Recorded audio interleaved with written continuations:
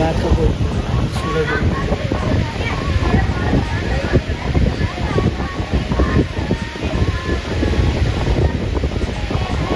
सजावट, मेहंदी, हवन और मंत्रोच्चार, ये नज़ारा है यज्ञोपवीत का, जहाँ पर उपनयन संस्कार या यूँ कहें कि जनेऊ संस्कार चल रहा है।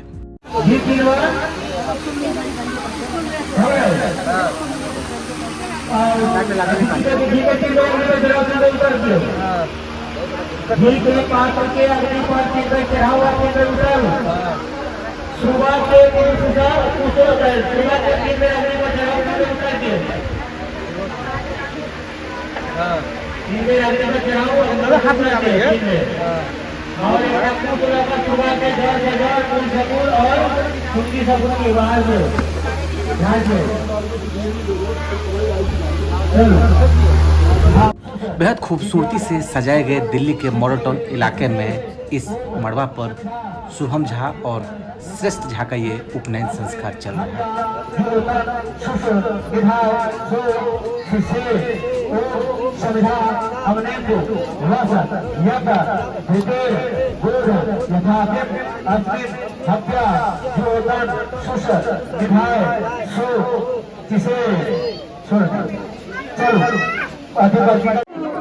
इस उपनयन संस्कार की अहमियत आप खुद इस जनेऊ संस्कार को कराने वाले पंडित जी से सुन सकते हैं।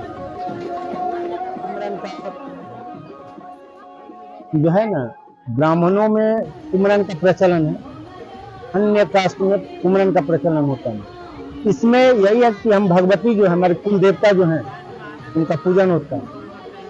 तो का पूजन करते हैं। जो जिन व्यक्तियों के जिनके यहाँ बलि प्रदान होता है, उनके यहाँ बलि प्रदान होता है, और जिनके ऐसा बलि प्रदान नहीं होता, वो मिठाई वगैरह चढ़ाते हैं।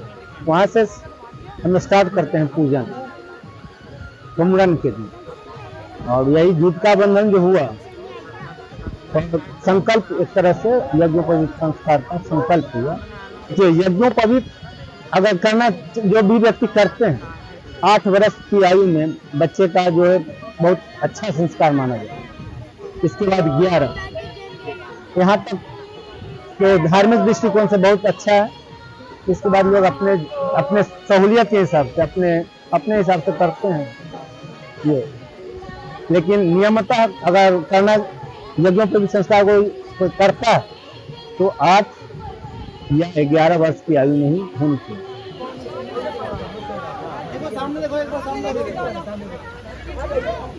हिंदू धर्मों के 16 संस्कारों में से 10वां संस्कार है उपनयन संस्कार।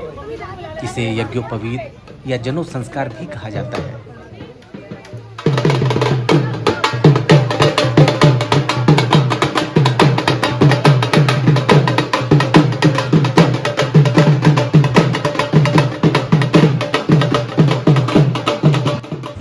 उप यानी पानस और नयन यानी ले जाना, अर्थात गुरु के पास ले जाने का अर्थ है उपनयन संस्कार। प्राचीन काल में इसकी बहुत ज़्यादा मान्यता थी।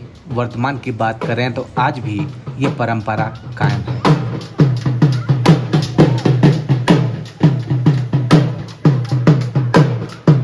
लोग आज भी जनेऊ संस्कार करते हैं। जनेऊ में 3 सूत्र होते हैं। ये 3 सूत्र 3 देवता के प्रतीक हैं, यानी ब्रह्मा, विष्णु और महेश।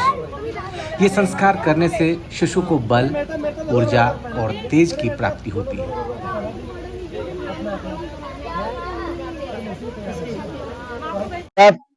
वो बाल होता है ना, वह पूर्ण रूपेण हटाया जाता है, क्लियर किया जाता है, और इससे जो है बच्चों में संस्कार जो है वृद्धि होती है, संस्कार खुलता है उसका। यही तो सनातन धर्म है। सनातन धर्म में यज्ञोपवीत संस्कार बहुत महत्वपूर्ण रखता है। यही नहीं, शिशु में आध्यात्मिक भाव जागृत होता है। इस संस्कार से द्विजत्व की प्राप्ति होती है। शास्त्रों और पुराणों में तो यहाँ तक कहा गया है कि इस संस्कार के द्वारा ब्राह्मण, क्षत्रिय और वैश्य का द्वितीय जन्म होता है।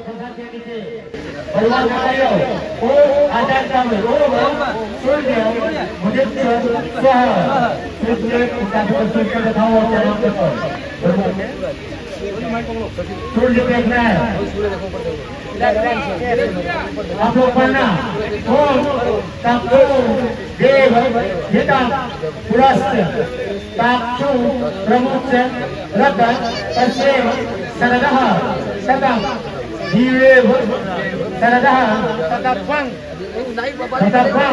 सोयाम् शरदः शरदः शतम् प्रभ्रवाम् शरदः शतम् मदिनाः अस्यां शरदः शतम् भूयश्च शरदः शतात्। सर्व आचार्य भगवान को दाहिना करना पर अब भी तीने भाग करेंगे, काल 3 के 9 करेंगे। पहले 3 भाग करेंगे। हरे ओम ओम विधिवत यज्ञोपवीत धारण करना इस संस्कार का मुख्य अंग है। इस संस्कार के द्वारा अपने आत्यंतिक कल्याण के लिए वेदाध्यान या गायत्री जाप और श्रोत स्मृति आदि कर्म करने का अधिकार प्राप्त होता है। और यज्ञोपवीत संस्कार के जे छै से कुमरन छै। कुमरन जनउ से एक दिन पहले हुई छै। जेकर कुछ मैथिली परंपरा छै जाय के तहत उनका आयुटिका जे बांधल जाय छै माथ में टीक में शुभ के परिचायक होइ छै। अहू से पहले बसकट्टी यानी कि अभी तीने भाग करेंगे, काल 3 के 9 करेंगे। पहले 3 भाग करेंगे। हरे ओम ओम शास्त्र विधि से उपनयन संस्कार हो जाने पर गुरु बालक के कंधों और हृदय को स्पर्श करते हुए कहता है, मम व्रते ते हृदयम दधामि मम चित्तमम नुचितम ते अस्तु मम वाच में कामना जसस्सु प्रजा प्रतिष्ठा नियुक्तु महम। अर्थात मैं वैदिक और लौकिक शास्त्रों के ज्ञान कराने वाले वेद व्रत और विद्या व्रत, इन 2 व्रतों को तुम्हारे हृदय में स्थापित कर रहा हूँ। तुम्हारा चित्त, मन या अंतःकरण मेरे अंतःकरण के ज्ञान मार्ग में अनुसरण करता रहे। अर्थात जिस प्रकार मैं तुम्हें उपदेश करता हूँ उसे तुम्हारा चित्त ग्रहण करता चले। मेरी बातों को तुम एकाग्र मन से समाहित होकर सुनो और ग्रहण करो। प्रजापति ब्रह्मा एवं बुद्धि विद्या के स्वामी बृहस्पति तुम्हें मेरी विद्याओं से संयुक्त करें। इसी प्रकार वेदाध्ययन के साथ साथ गुरु द्वारा बालक को कई उपदेश प्रदान किए जाते हैं। वो यज्ञोपवीत से पहले ओम का उच्चारण नहीं करेंगे, न गायत्री मंत्र पढ़ सकते हैं। यज्ञोपवीत होने के बाद गायत्री सावित्री तो सब पढ़ सकते हैं।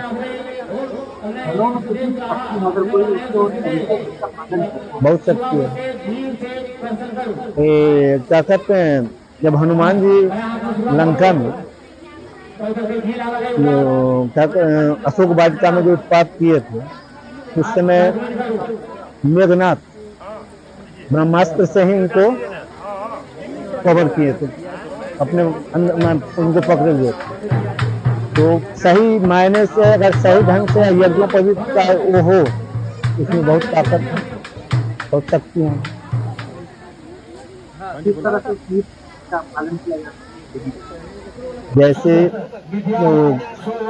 यज्ञोपवीत हो गया तो सुबह संध्या सावित्री, संध्या बंधन हो, रोज कितने आदमी चढ़ने वाले तो जैसे नवाजी 5 पहर का नमाज पढ़ता है, उस समय कम से कम 2 बार सुबह और शाम निश्चित रूप से संध्या बंधन होनी चाहिए। नियम के तहत अगर करे तो बहुत ताकत है, इसमें बहुत शक्तियाँ हैं। 100 का 200 का चेंज कर दिया, 100 का मुझे दिया लेता है। थोड़ा देर रुक जाइए, हो जाएगा। अभी 200 का मैं लिया ना। 1 2 3 4 5 6 7 8 9 10 11 12 13 14 तो पैर बाहर को पैर नहीं रखना है, पैर बाहर अभी नहीं आया, आ जाएगा थोड़ा देर। बच्चा से मत आओ, पीछे दूर रहो। प्राचीन काल में केवल वाणी से ही ये शिक्षाएं नहीं दी जाती थी, प्रत्युत गुरुजन तत्परता पूर्वक शिष्यों से पालन करवाते थे। अब सवाल उठता है कि कब किया जाता है ये उपनयन संस्कार। ये संस्कार कर्ण छेदन संस्कार के बाद किया जाता है। शास्त्र के मुताबिक ये संस्कार ब्राह्मण वर्ण के जात को 8 वर्ष में, क्षत्रिय जात को 11 वर्ष में और वैश्विक जात को 12 वर्ष में किया जाता है। शूद्र वर्ण और कन्या का यह संस्कार नहीं होता है, क्योंकि ये संस्कार अधिकारी नहीं माने जाते हैं। मान्यता है कि अगर उपनयन संस्कार अधिकतम निर्धारित आयु तक न किया जाए तो जातकों को व्रात्य कहा जाता है और समाज में इसे निंदनीय भी माना जाता है। 100 का चेंज 200 का चेंज कर दिया है। 100 का मुझे दे दिए।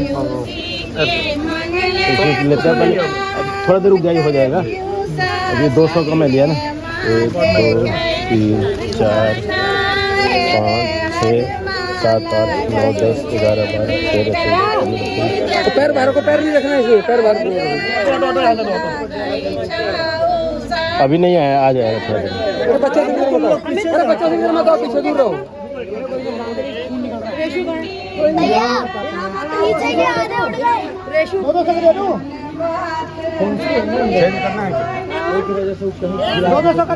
देखो कोई बच्चा टक्कर ना मारे, दूर रख भाई, देखते रहिए कोई बच्चा टक्कर ना मारे पीछे। 200 के बाद 100